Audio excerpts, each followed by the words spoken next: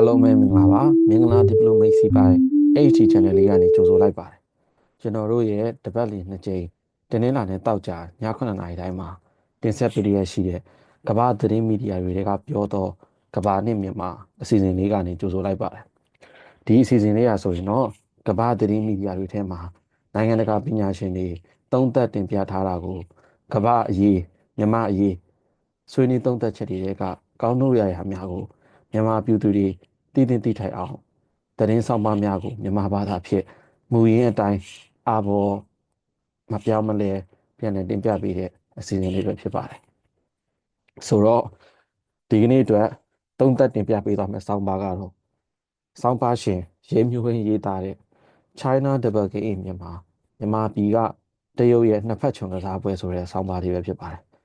ဆောင်းပါးရှင်ရဲ့မျိုးရင်းဟာ Southeast Asia Peace Institute ရဲ့ Senior Fellow တူဖြစ်ပြီးတော့ USIP နဲ့ Wilson Center တို့ရဲ့ Scholar ဟောင်းတူလည်းဖြစ်ပါတယ်ဒီဆောင်းပါးကိုတော့ကျွန်တော်တို့ American နိုင်ငံထုတ် Foreign Affairs Magazine မှာဖော်ပြထားတာပဲဖြစ်ပါတယ်ကဲအဲ့တော့ဒီဆောင်းပါးထဲမှာကိုရဲမျိုးဟင်းကဘာတွေဆွေးနွေးထားတယ်နောက်ပြီးတော့သူဘလို့အကြောင်းအရာမျိုးတွေကိုကျွန်တော်တို့သိထိုက်တယ်ဆိုပြီးတော့ပြောထားလေပေါ့နော်ဒါလေးကိုကျွန်တော်တို့ကြည့်လိုက်အောင်ကြည့်ပြီးတော့သူပြောထားတဲ့နေရာနေပြီးတော့ဘာတွေထုတ်နှုတ်စဉ်းစားနိုင်မလဲဆိုတာကိုလည်းစာဖတ်သူဒီစာဖတ်ဒီဟာနဲ့ပတ်သက်ပြီးစိတ်ဝင်စားတဲ့စာဖတ်သူတို့ပြန်လဲပြီးတော့သုံးသပ်နိုင်အောင်ပေါ့နော်ဆိုတော့ကိုရဲမျိုးကြီးဆွေးနွေးထားတဲ့အချက်လက်တွေကိုစပြီးကြည့်အောင်ဆိုတော့သူပထမဆုံးပြောထားဆွေးနွေးထားတဲ့အချက်လက်တစ်ခုကတော့ဘာလဲဆိုတာတော့ဒါမြန်မာပြည်မှာရှိတဲ့ပြည်တွင်းစစ်ကအဖြစ်တစ်ခုထွက်ဖို့ကတော့အချိန်တစ်ခုလိုသေးတယ်ပေါ့နော်၄နှစ်ကျော်ကြာလာပြီဖြစ်ပေမဲ့လည်းဒီအခြေအနေကြီးကအဖြစ်တစ်ခုထွက်ဖို့အချိန်တစ်ခုလိုသေးတယ်နောက်ပြီးတော့မြန်မာပြည်တွင်းစစ်မှာအရှုံးကြီးရှုံးနေတဲ့မြန်မာစစ်တပ်ကတိုင်းပြည်ရဲ့သုံးပုံနှစ်ပုံကိုဆုံးရှုံးထားတယ်ဒါပေမဲ့တစ်ဖက်မှာလည်းစစ်ရေးရမဟာဗျူဟာရအရေးပါတဲ့စစ်တိုင်းတွေကိုလည်းသူလက်လွတ်ထားပြန်တယ်အတိုက်ခံအင်အားစုတွေကတနိုင်ငံလုံးအတိုင်းအတာနဲ့အောင်မြင်မှုတွေရရှိထားတယ်လို့ပြောလို့ရတယ်ဒါပေမဲ့လည်းစစ်တပ်ရဲ့အဓိကခြေကုပ်စခန်းဖြစ်တဲ့နေပြည်တော်ကိုတော့အခုထိကိုထိုးဖောက်နိုင်ခြင်းမရှိသေးဘူးပေါ့နော်ဒါကိုလည်းသူဆွေးနွေးတင်ပြသွားတာတွေ့ရပါတယ်နောက်ထပ်တစ်ချက်ကတော့ဗာလဲဆိုတော့နိုင်ငံတော်မှာရှိနေတဲ့ကျွန်တော်တို့အတိုက်ခံအင်အားစုတွေဟာလုံခြုံရေးအခြေအနေကမြေပြင်မှာမျက်နှာချင်းဆိုင်တိုက်ဆိုင်ပြီးတော့ဆွေးနွေးနိုင်တဲ့အနေအထားမျိုးမရဘူးဒီလိုအနေအထားမျိုးမရှိရတဲ့ကြောင့်မို့လို့ကျွန်တော်တို့ကအောင်ပွဲဟာလက်တကားမှာရှိနေပေမဲ့လည်းအတိုက်ခံအင်အားစုတွေကြားမှာမတူညီတဲ့လမ်းကြောင်းတွာလာမှုပုံစံတွေဖြစ်နေတယ်၊ကွဲပြားမှုတွေဆက်ရှိနေတာကိုသူဒီစောင်းမှာဆွေးနွေးထားတယ်ပေါ့နော်။နောက်ထပ်သူဘာကိုပြောထားတာရှိလဲဆိုတော့ကျွန်တော်တို့စစ်တပ်ကတစ်ဖက်မှာမြေပြင်မှာအရေးနှိမ်နေတယ်။ဒါပေမဲ့လည်းသူကတော့ပြည်သူတွေကိုဥတီပြီးတော့လေချောင်းကနေပုံကျက်တိုက်ခိုက်မှုတွေဆက်လုပ်နေတယ်။54တန်းသောမြန်မာပြည်သူတွေကစစ်ပွဲရဲ့တန်နေရာထဲမှာတဝဲလဲလဲဖြစ်နေတယ်။နောက်ထပ်သူဘာကိုထပ်ပြီးတော့ပြောထားတာရှိလဲဆိုတော့တဘာဘီအနေနဲ့နော်အခုဒီမှာဖြစ်သွားတဲ့ငလင်လိုမျိုးပေါ့ဒါမျိုးတွေကြောက်လဲကျွန်တော်တို့မြန်မာပြည်သူလူထုဟာခက်ခဲကြမ်းတမ်းထားတဲ့အနေအထားတစ်ခုကိုမဖြစ်မနေရင်ဆိုင်မှုအတွက်တွန်းပို့နေသလိုဖြစ်နေတယ်ပေါ့နော်ဒီပြီးခဲ့တဲ့ငလင်မှာဆိုရင်လူပေါင်း3500ကျော်တိတ်ဆုံးခဲ့တယ်လူသားချင်းစာနာထောက်ထားမှုအရာစစ်ပွဲရမယ်လို့တစ်ဖက်လုံးကပြောခဲ့တယ်ဒါပေမဲ့မြေပြင်မှာတော့စစ်ပွဲတွေကဆက်ဖြစ်နေခဲ့တယ်ပေါ့နော်နောက်ထပ်တစ်ခုသူဗာပြောထားတာလဲဆိုတော့မြန်မာပြည်မှာဖြစ်နေတဲ့ပြည်တွင်းစစ်ကိုအနောက်နိုင်ငံတွေကမေ့လျော့ထားတယ်ပြည်ထဲမှာကတော့ပြည်သူတွေကအဖက်ဖက်ကနေအကြက်တိကြုံနေတယ်ပေါ့နော်ဒီအချိန်မှာဂျားတွေကနေအရင်တော့ပြောကြသလိုအင်္ဂလိပ်အခက်ဗမာအချက်ပေါ့နော်အခုဗမာအချက်တရုတ်အခက်ဗမာအခက်တရုတ်အချက်ဖြစ်ပြီးတော့တရုတ်ပြည်ကတော့ဒီအရေးကနေပြီးတော့စီးပွားရေးစီးရေးရအမျက်ထွက်နေတယ်အင်အားချိနေတဲ့မြန်မာပြည်ကစာရေးသူရဲ့ပြောစကားအရတော့တရုတ်ပြည်အတွက်ပြိုင်ဘက်မရှိဩဇာအာဏာတည်ဆောက်ဖို့မဟာအခွင့်အရေးကြီးတစ်ခုဖြစ်နေတာပေါ့နော်မြန်မာပြည်မှာတရုတ်ကသူ့ရဲ့ဩဇာကိုလွှမ်းမိုးထားနိုင်မယ်ဆိုရင်အရှေ့တောင်အာရှနိုင်ငံတွေနဲ့ဆက်သွယ်နိုင်မဲ့သူအိန္ဒိယရဲ့အရှေ့မြောက်မူဝါဒကိုဟန်တားနိုင်မယ်တစ်ဖက်မှာလည်းအိန္ဒိယသမုဒ္ဒရာထဲမှာတရုတ်အနေနဲ့ခြေကုပ်ရယူထားနိုင်မဲ့အခွင့်အရေးဖြစ်တယ်ပေါ့နော်ဒါကိုသူ့အနေနဲ့ထည့်ပြီးတော့သုံးသပ်ပြထားတာတွေ့ရပါတယ်နောက်တစ်သူဘာထပ်ပြောထားတာရှိလဲဆိုတော့တရုတ်ကမြန်မာပြည်နဲ့ပတ်သက်ပြီးတော့တရားဝင်ကြေညာချက်တွေမှာတည်ငြိမ်အေးချမ်းလိုချင်တယ်လို့တော့ပြောနေတယ်ပေါ့နော်ဒါပေမဲ့လက်တွေ့မှာစစ်ရှုံးနေတဲ့မြန်မာစစ်တပ်ကိုကြားကန်ပေးထားတာလည်းတရုတ်ပဲပေါ့နော်တစ်ဖက်မှာလည်းတိုင်းရင်းသားလက်နက်ကိုင်အင်အားစုတွေကိုလည်းတစ်ဖက်ကနေနောက်ကွယ်ကနေချုပ်ကင်ထားတယ်ပေါ့နော်အဲ့ဒီမှာသူဘာကိုထပ်ပြီးပြောထားတာရှိလဲဆိုတော့အနောက်ကဘာကမြန်မာရေးစိတ်ဝင်စားမှုအားနေတယ်ဥမာ အခုလက်ရှိငလင်ဖြစ်တဲ့အချိန်မှာဆိုရင်အနောက်နိုင်ငံတွေကအကူအညီတွေကလွယ်လင်းတကူရောက်မလာဘူးတရုတ်ကတော့မြန်မာပြည်အကူအညီတင်တယ်ဆိုတဲ့ပုံစံမျိုးနဲ့ရောက်လာတယ်ပေါ့နော်တရုတ်ကအကူအညီတွေချက်ချင်းရောက်လာတယ်ဒါပေမဲ့လည်းဘာဖြစ်နေလဲဆိုတော့တရုတ်ကမြန်မာပြည်မှာပြည်တွင်းစစ်တပ်ဆိုးရှည်လေးသူ့အတွက်ကအကျိုးစီးပွားရရှိဖို့အတွက်ပို့ပြီးတော့အခွင့်အရေးကောင်းနေပေါ့နော်အဲ့တော့ဒီနေရာမှာသူပြောရတဲ့ပုံစံလေးကဘာနဲ့သွားတိုက်ဆိုင်လဲဆိုရင်ကျွန်တော်မြန်မာစကားမှာရှိရင်မတိုင်းမှာမတိုင်းမှာသွားပြီးစီးပွားရှာတဲ့ပုံစံမျိုးဖြစ်နေတယ်ပေါ့နော်အဲ့ဒါလေးကိုလည်းသူပြောထားတယ်ပေါ့နော်နောက်တစ်ချက်ကဘာပြောလဲဆိုတော့မြန်မာအနေနဲ့ကြတော့တရုတ်ကဟိုပါပေါ့နော်မြန်မာကတရုတ်အတွက်အိမ်နီးချင်းနိုင်ငံတစ်ခုဆိုတာလည်းအများကြီးပိုတယ်လို့သူပြောထားလေးတွေ့တယ်အဲ့မှာဘာကြောင့်သူကအဲ့ဒါကိုပြောထားလဲဆိုတော့မြန်မာပြည်ကပေါ့နော်တရုတ်ရဲ့ BRI ခေတ်သစ်ပိုးလမ်းမစီမံကိန်းမှာအရေးပါတယ်အထူးသဖြင့်တရုတ်ပြည်ယူနန်အတွက်အိန္ဒိယနိုင်ငံအိန္ဒိယသမုဒ္ဒရာကိုထွက်ပေါက်ပေးထားတာဖြစ်တယ်ပေါ့ထွက်ပေါက်ဖြစ်နိုင်တယ်ပေါ့နော်ဒါကြောင့်မလို့အရေးပါတယ်ဘာကြောင့်လဲဆိုတော့အရေးအကြောင်းတစ်ခုခုဖြစ်လာပြီဆိုရင်ကမ္ဘာကုန်သွယ်ရေးမှာအချက်ချာကြတဲ့မလက်ကရေးလက်ကြားကိုတရုတ်တင်မော်တွေဖျက်ဆရာမလို့ပဲနဲ့ဒီမြန်မာပြည်ရခိုင်ကျွန်တော်တို့ဒီစိတ်ကမ်းနေပြီးတော့ပေါ့နော်တန်းပြီးတော့သူတရုတ်နိုင်ငံထဲကိုပစ္စည်းတွေသူပို့လို့ရတယ်ပေါ့နော်အဲ့တော့ကြောင့်မလို့မလက်ကကြီးလက်ကြားကို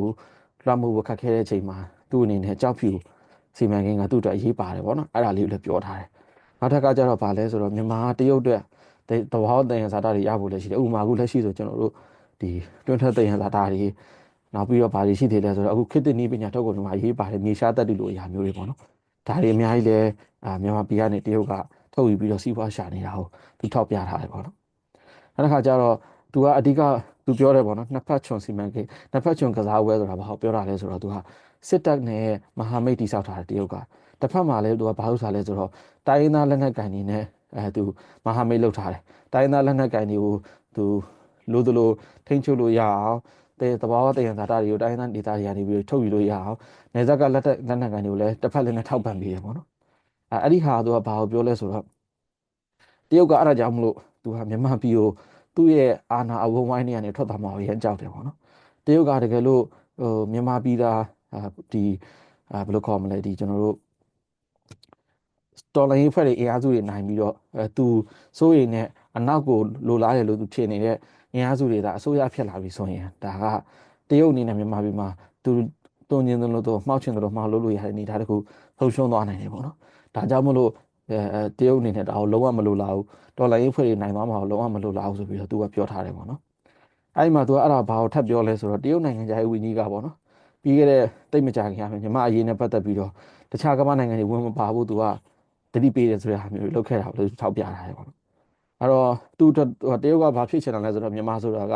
သူ့ရဲ့ channel မှာရှိတဲ့အချိန်မီရိုက်တက်လို့ရတဲ့ကြက်ကလေးဆိုတဲ့ပုံစံမျိုးလောက်အနေထားပဲထားကျင်တာပေါ့နော်နောက်ထပ်သူတခုထောက်ပြထားတာဘာရှိလဲဆိုတော့ရခိုင်ပြည်နယ်ကြောက်ဖြူစီမံကိန်းဆိုတာကဒီတရုတ်ပြည်သူနေ့စဉ်သတင်းစာကိုသူကိုကားပြီးပြောထားတယ်ပေါ့နော်အဲ့ဒါကဘာပြောထားလဲဆိုတော့ကြောက်ဖြူစီမံကိန်းကတဲ့တောင်တရုတ်ပင်လယ်ထဲမှာရှိတဲ့ဖိလစ်ပိုင်နဲ့အငင်းပွားနေတဲ့မြေရေပိုင်နဲ့အငင်းပွားနေတဲ့ဒီကျိုးနေကိစ္စရဲ့လောက်ကိုတရုတ်အတွက်အရေးကြီးတယ်ဆိုပြီးတော့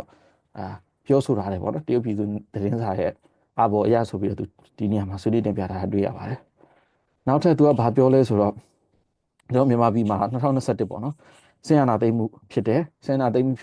ြစ်ပြီးတဲ့နောက်ပိုင်းမှာဘာဖြစ်လဲဆိုတော့နိုင်ငံတကာနိုင်ငံတွေကစစ်ကောင်စီကိုတနမန်ရေးရရှောက်နေတယ်ပေါ့နော်ဒါပေမဲ့တရုတ်ကတော့ဘာလုပ်လဲဆိုတော့အာဏာသိမ်းနေဆိုတဲ့အစားအစိုးရဖွဲ့အပြောင်းလဲဖြစ်တယ်ဆိုပြီးတော့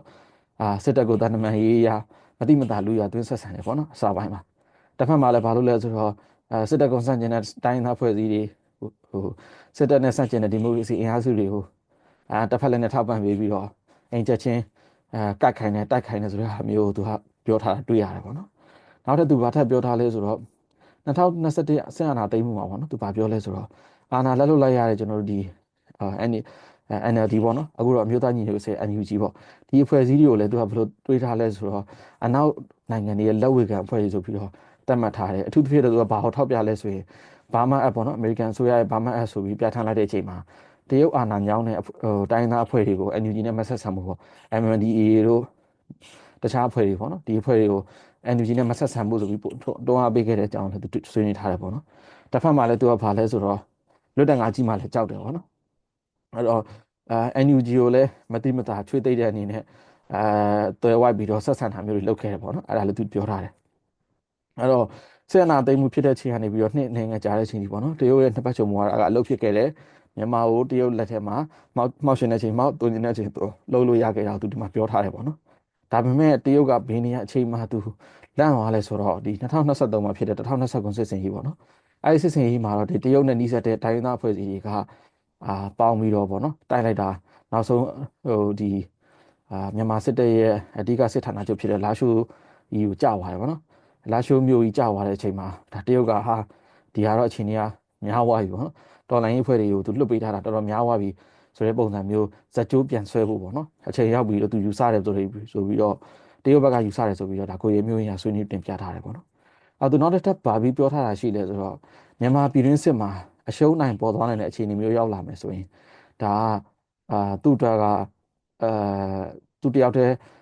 လှုပ်ချင်တယ်လို့လှုပ်လို့ရမယ့်အနေအထားမရှိတော့ဘူးပေါ့နော်အဲ့တော့ဘာလို့လဲဆိုတော့ကျွန်တော်လက်ဝဲပွဲတွေမှာတစ်ဖက်ကရှုံးနေတဲ့အချိန်မှာရှုံးနေတဲ့ဘက်ကနေပြီးတော့ခဏလေးပွဲခဏရက်မယ်ဆိုပြီးအနားတောင်းတယ်လို့မျိုးစစ်ကောင်စီဘက်ကနေပြီးတော့တရုတ်ကနေပြီးတော့ဒီစစ်ပွဲကိုအနားတောင်းတဲ့ပုံစံမျိုးလှုပ်လာတာတွေ့ရတယ်ပေါ့နော်အဲ့ဒါကိုသူပြောထားတယ်အဲ့တော့သူဖြစ်ချင်တာကဘာလဲဆိုတော့တော်လိုင်းဘက်ကလည်းမနိုင်အောင်စစ်ဘက်ကလည်းမနိုင်အောင်နှစ်ဖက်လုံးလည်းမရှုံးအောင်အဲ့တော့ဒီစစ်ဖြစ်နေတယ်ဆိုတဲ့အနေအထားကြီးဟိုဘက်အထိနာလိုက်ဒီဘက်အထိနာလိုက်သူတလဲငါတလဲဆိုတဲ့အနေအထားမျိုးကိုပဲတရုတ်ကလိုချင်တယ်လို့သူမြင်တယ်ဆိုပြီးတော့ပေါ့နော်ဒီမှာရေးထားတာတွေ့ရပါတယ်သူကအဲ့ဒါကိုဘာနဲ့ထောက်ပြထားလဲဆိုတော့အဓိကတရုတ်နိုင်ငံသားရေးဝန်ကြီးပေါ့နော်ဒီ2020စစ်စင်ရေးပြီးချင်းမှာနေပြီးတော့တွားခဲ့တဲ့အကြောင်းနောက်ပြီးတော့စစ်ကောင်စီကောင်းဆောင်မင်းအောင်လှိုင်ကိုကိုမင်းကိုခေါ်တဲ့အကြောင်းပေါ့နော်ဒါတွေနဲ့သူကဆက်ပြီးတော့ထောက်ပြထားတယ်နောက်တော့သူဘာပြောတာတခုရှိလဲဆိုတော့ဒီတိုင်းသားဖွဲ့စည်းပေါ့နော်ဒီ MND လို့တိုင်းသားဖွဲ့စည်းကိုသူကဘာလုပ်လဲဆိုတော့စစ်ကောင်စီကိုစက်မတိုက်ဖို့ဆိုပြီးတော့ဒါဖြက်လေးပြပေါ့နော်မီးရေအင်တာနက်နဲ့အစားတောက်တွေပေါ့နော်အဓိကအစမီးရေအင်တာနက်အကုန်စီတွေဒါတွေကိုဖြတ်ပြီးတော့စစ်တပ်ကိုလာရှိုးမြို့ပြန်ပေးဖို့အထိပေါ့နော်အထူးဖြင့်ကိုကန့်ခေါင်းဆောင်တရုတ်ပြည်မှာထိန်းသိမ်းထားတယ်ဆိုပြီးတော့သတင်းတွေထွက်လာတဲ့အထိကိုပေါ့နော်ဖြစ်ခဲ့တယ်ပေါ့နော်ဒါကိုလည်းသူကပြောထားတယ်ပေါ့နော်နောက်တစ်သူထပ်ပြောထားတာပါရှိလဲဆိုတော့တရုတ်ကဘာဖြစ်ချင်လဲဆိုတော့ငင်းငင်းပွဲသားပေါ့နော်သူကမြန်မာပြည်ကိုငင်းငင်းစေချင်တဲ့လူမြန်မာပြည်မှာအဆင်ပြေအောင်ငင်းငင်းရေးလှုပ်ချင်တဲ့ဆိုတဲ့ပုံစံမျိုးနဲ့ငင်းငင်းရေးပွဲစားပုံဖန်ပြီးတော့စစ်တပ်နဲ့တိုင်းရင်းသားအဖွဲ့တွေပေါ့နော်ညီနိုင်ဆွေးနွေးမှုတွေလုပ်ဖို့အတုံးဟပေးခဲ့တယ်အစားပိုင်းမှာဒါတွေကတိုင်းသားအဖွဲ့တွေကလက်မခံဘူးပေါ့နော်အဲ့လက်မခံတဲ့တိုင်းသားအဖွဲ့အစည်းတွေကိုလည်းဘာလုပ်လဲဆိုတော့ NUG နဲ့မပူးပေါင်းဖို့ဖိအားတွေစနစ်ကျပေးခဲ့တယ်ပေါ့နော်အဲ့ဒါလည်းသူထောက်ပြထားတယ်ဆိုတော့နောက်တစ်ခုသူအရေးပါတဲ့အချက်ပေါ့နော်ဒါအခုဒီမတ်လမှာဖြစ်ခဲ့တဲ့ငလင်ပေါ့နော်ငလင်ဖြစ်တဲ့အချိန်ကျတော့သူကပြောလဲဆိုတော့တရုတ်ကဒါအခွင့်အရေးဆိုပြီးတော့အထူးသဖြင့်တရုတ်ကဝင်ပါလို့မြန်မာ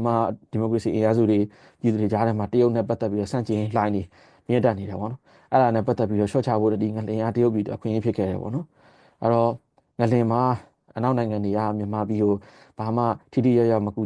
ကူညီနိုင်ဖြစ်နေတဲ့အချိန်မှာတရုတ်ကတော့အပြေးလာပြီးတော့ငါတို့ရှိတယ်ဆိုတဲ့ပုံစံမျိုးပေါ့နော်အဲ့လိုကူညီပေးခဲ့တယ်ဒါပေမဲ့တစ်ဖက်မှာလည်းဒီငလင်တွေဖြစ်နေတဲ့အချိန်ဒီမြန်မာတပြည်လုံးဝမ်းနဲ့ပူဆွေးနေတဲ့အချိန်မှာပဲဘာလို့လဲဆိုတော့ကြောက်ဖြူနဲ့မူဆယ်မှာလည်းတရုတ်မြန်မာဖက်ဆက်လုံခြုံရေးကုမ္ပဏီဆိုပြီးတော့တရုတ်စစ်သားဟောင်းတွေကိုမြန်မာပြည်ထဲကိုလက်နက်ကင်တက်တင်နေတဲ့ပို့ခဲ့တယ်ပေါ့နော်ဒါကလည်းတရုတ်ကဒီဘက်မှာတစ်မျိုးဟိုဘက်မှာတစ်မျိုးလုပ်တဲ့ဟာဟုတ်သူဆွေးနွေးတင်ပြထားတယ်ပေါ့နော်နောက်တော့သူထပ်ပြောတာဘာရှိလဲဆိုတော့အာတော်လိုင်းရစုတွေအနေနဲ့ဆိုလဲစီးလုံးမှုအားနည်းနေတယ်အဲ့တော့မြို့ကြီးတွေဖြစ်တဲ့ရန်ကုန်တို့နောက်စစ်တပ်ရဲ့အဓိကနေပြီးတော့ပေါ့နော်ဒါတွေကိုသိမ်းနိုင်မှုမရှိသေးသေးရတော့တော်လိုင်းရစုတွေလည်းခက်ခဲနိုင်တယ်အဲ့တော့ဒီဟာမျိုးတွေကိုတော်လိုင်းရစုတွေ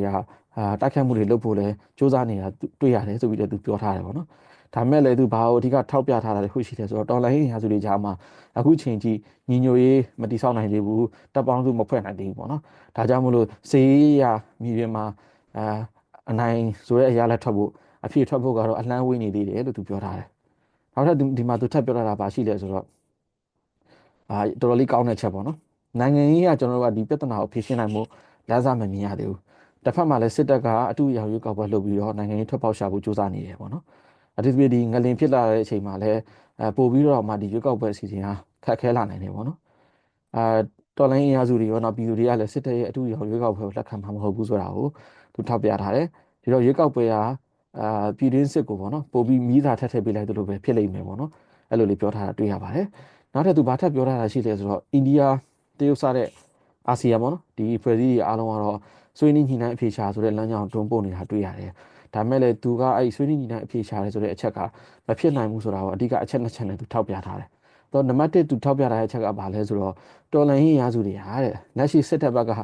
အင်အားရော့နေပြီချိနေနေပြီပေါ့နော်ဒါကမဟာအခွင့်အရေးလို့ယူဆထားတယ်ဒီအချိန်မှာဒါစစ်တပ်ကမဖြိုနိုင်နောက်တစ်ချိန်အခွင့်အရေးရဖို့ခက်ခဲတယ်ဆိုပြီးတော့ဒီချိန်တော့အရာဖြိုမယ်ဆိုတဲ့ပုံစံမျိုးပေါ့နော်တော်လိုင်းရေးဖွဲ့ဘက်ကလည်းအားခဲထားတယ်တစ်ဖက်မှာလည်းစစ်တပ်ဘက်ကလည်းဘာဖြစ်လဲဆိုတော့နံပါတ်2အချက်အနေနဲ့သူ highlight လုပ်ထားတာစစ်တပ်ဘက်ကလည်းဒါပြန်ကြည့်မယ်ဆိုရင်ဘယ်တော့မှသူတို့ဘက်ကအလျှော့ပေးတယ်ဆိုတာမရှိဘူးဆွေးနွေးတယ်ဆိုရင်တော့မှသူတို့ခိုင်းတဲ့အတိုင်းသူတို့ပြောတဲ့အတိုင်းလက်ခံမှပဲဆွေးနွေးတယ်ပေါ့နော်ပြောချင်တဲ့သဘောကဆွေးနွေးတယ်ဆိုတော့ငါတို့ပြောတာမင်းလက်ခံရင်တော့ငါတို့နဲ့အတူလက်သဘောထိုင်လို့ရမယ်ဆိုတဲ့အနေအထားမျိုးပေါ့နော်သူလျှော့ကိုလျှော့ဆိုတဲ့ညှိနှိုင်းဆွေးနွေးတဲ့ဟာမျိုးอ่ะဘယ်တော့မှမဖြစ်ခဲ့ဘူးပေါ့နော်အဲ့တော့စစ်တပ်အနေနဲ့လည်းဘယ်လိုခေါ်မလဲသူ့အနေနဲ့မဖြစ်မနေနောက်ဆိုရမယ့်အနေအထားမရောက်မချင်းကတော့သူကတော့ရှော့မှာမဟုတ်ဘူးဆိုပြီးတော့အဲ့ဒါကိုလည်းသူပြောထားတာတွေ့တယ်ပေါ့နော်အဲ့တော့စစ်တပ်ကလည်းစစ်တပ်ကိုဖြုတ်မယ်ဆိုရင်တော့နီးလန်တစ်ခုပဲရှိအဲ့ဒါဘာလဲဆိုတော့အာလမ်းဆုံးထိရအောင်တိုက်ဖို့စစ်တပ်ကိုအပြီးဖြုတ်ချဖို့ဒါပေမဲ့အဲ့ဒါအတွက်ဆိုလဲဘာလို့မလဲဆိုတော့တော်လိုင်းရေးဘက်ကလည်းတပ်ပေါင်းစုဖွဲ့ပြီးတော့တိုက်ဖို့ပေါ့နော်အဲ့ဒါမှသာဖြစ်နိုင်မယ်လို့သူကရေးထားပါတယ်နောက်ထပ်ဘာတွေထပ်ပြောထားတာရှိလဲဆိုတော့စိတ်မကောင်းစရာပေါ့နော်အဲ့လိုမျိုးစစ်တပ်ကိုအပြီးဖြိုမဲ့အခြေအနေကိုတော့တရုတ်ကလက်ခံမှာမဟုတ်ဘူးတဲ့တရုတ်ကသူနောက်ဆုံးညီကုန်းချုပ်ထားတဲ့အချက်လေးပေါ့နော်တရုတ်နိုင်ငံကဘယ်တော့မှမြန်မာပြည်ကိုငြိမ်းချမ်းစေခြင်းနဲ့စိတ်စေနေတာလည်းမရှိဘူးနောက်ပြီးမြန်မာပြည်မှာအချင်းချင်းစိတ်ဝမ်းနေကွဲနေအပြန်အလှန်တိုက်ခိုက်ကြတယ်အဲ့လိုမျိုးတွေဖြစ်ပြီးတော့နှစ်ဖက်လုံးအင်အားချိနေနေမှာဒါသူမြန်မာပြည်ကိုသူ့ရဲ့လက်ထဲမှာထည့်ထားပြီးတော့